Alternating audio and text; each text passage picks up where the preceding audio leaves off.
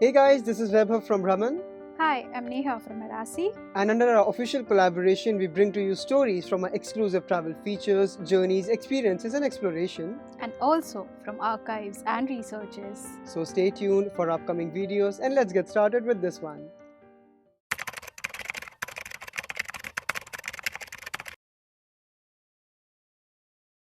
Mirasi, as the name suggests, keepers of heritage. It's a firm that provides archival services for businesses and individuals who are into taking forward their legacy, while they also stand as a firm who provides archival research for OTT platforms, for web series, movies, and whatnot. We have Miss Neha with us from Mirasi Heritage Management. Thank you so much for your time and consideration, Neha.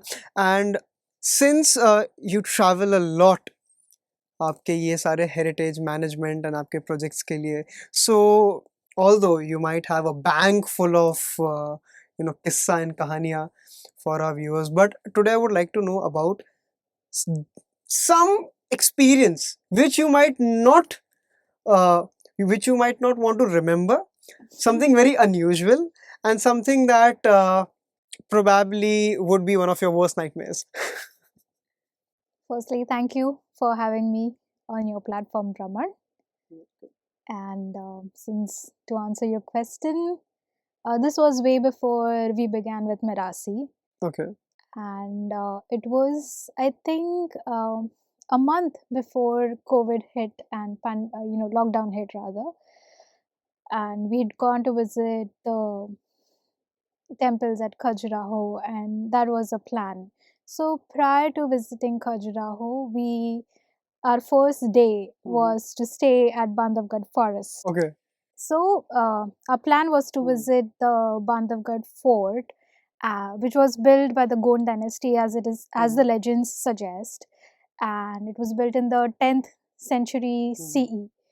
So this fort is famous, is very much popular for the Sheshashahi Vishnu, and it is carved out of a single rock. Along with it, in the forest, there are a lot of rock cut caves with cave paintings as well. And in that fort, in Bandhavgarh Fort, there were around, I think, 12 ponds or something like that, out of which only few remain today for the visitors to look at. So unfortunately, we were not able to visit. So when we reached Bandhavgarh, we decided, like, okay, since we are here for a day, we might as well do something. So we decided to go and see the forest itself, the safari itself. So we arrived in Bandhavgarh. I think it was in the evening, and we freshen up. And it is a group that I'm traveling with. Okay. All strangers, all right, but really good strangers. And we have our in the night we have our dinner, and then we have recreational activities, we have our game night, everything. But before freshening up, we did see these flying ants with because it had rained one day prior Okay. of we visiting Bandhavgarh. And वो flying ants वहाँ पे थे, तो हमने owner को कहा कि like we need to do something, because and these were cottages that we were staying in. The roof was entirely made up of wood. Okay. Even the ceiling itself, like the closure of the ceilings. So हमने उनको कहा, तो उन्होंने कुछ, I think he sprayed something, and we all left for dinner. And after our game night and everything, we all come back.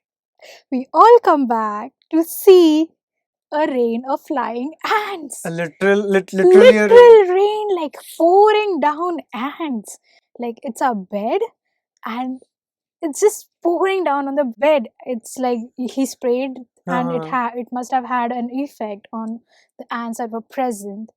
And it was just raining down ants, and it was, I think we returned to our beds around 10ish or something, because the next morning we had to wake up early.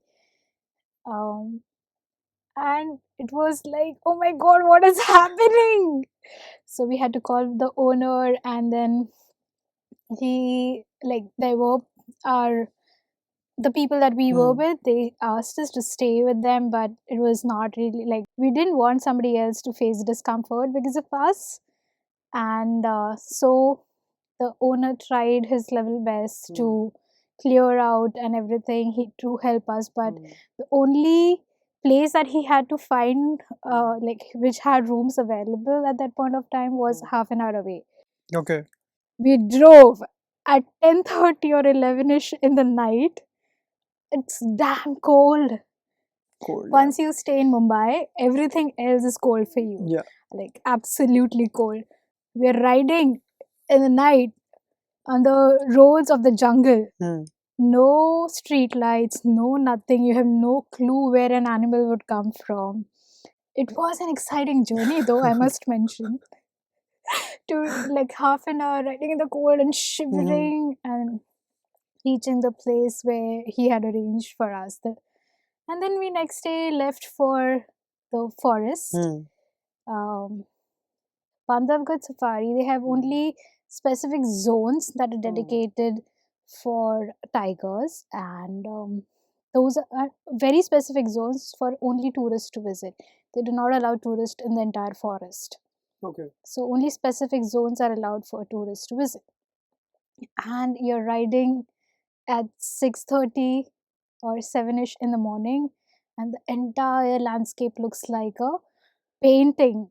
There's mist, there are rural houses, houses made up of wood, houses made up of brick and mud, and beautiful landscape with farms. And then you enter, like, this is the village, and then you enter the forest, and there you the first thing that we did see was a stag. Okay. Yeah. And there's so there were various, so we also did uh, have an encounter with a barking deer, and I had no idea what a barking deer is. I stand at the same point right now. What exactly is a barking deer? It barks. Okay. That's it.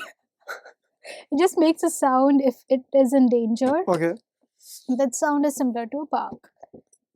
So that was the explanation that was provided to me, and I didn't hear one, but it's fascinating, like a barking deer. Why would you call something like that?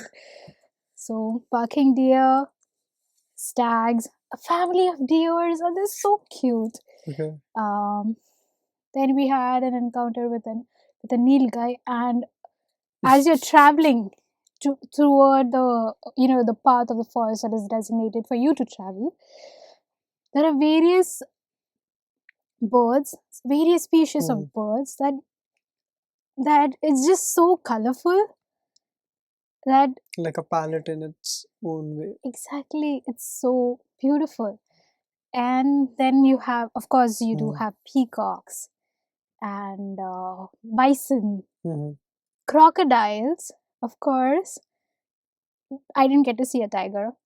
That's unfortunate, but yes. So, plus there are various trees, and the eucalyptus tree, these locals call it as ghost tree because it shines in the night. Right, correct. So, these are the beautiful landscapes of Bandhavgarh that we did get to visit. But if somebody else does have to visit Bandhavgarh, of course you should visit the forest. But Bandhavgarh Fort is a must because it is inside the forest, inside on the Bandhavgarh hills, and this fort has a mention in various of mythological texts of ours. Okay. So there's this just a folklore, a legend that goes that it is called Bandhavgarh because Ram gifted it to Lakshman. So Bandhav Okay. is brother, fort is Yeah. God is fort sorry so और फिर इसके अलावा वहाँ पे एक मंदिर है and that temple is specifically dedicated to Lakshman और उसका नाम पांडवधीश है.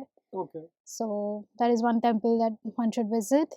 Like anybody who is visiting Bandhavgarh should visit the fort, the temple. They should also visit the rock cut caves that are there and witness the paintings, like the cave paintings that are on the rocks. Apart from that, the Maharaja of Rewa Okay. has a museum over there. So that museum hosts the first taxidermied white tiger, which was found in Bandhavgarh Forest rather. Mhm. So that taxidermied tiger, white tiger, is there, along with other possessions of the Maharaja. So it is fascinating with its history, its flora, its fauna, and the people. Certainly. Yes. Thank you for joining us on this captivating journey as Brahman continues to explore uncharted realms, pushing boundaries of understanding. Stay curious, adventurers, and keep questioning. Embrace endless possibilities. Farewell, fellow adventurers, and stay tuned with Brahman.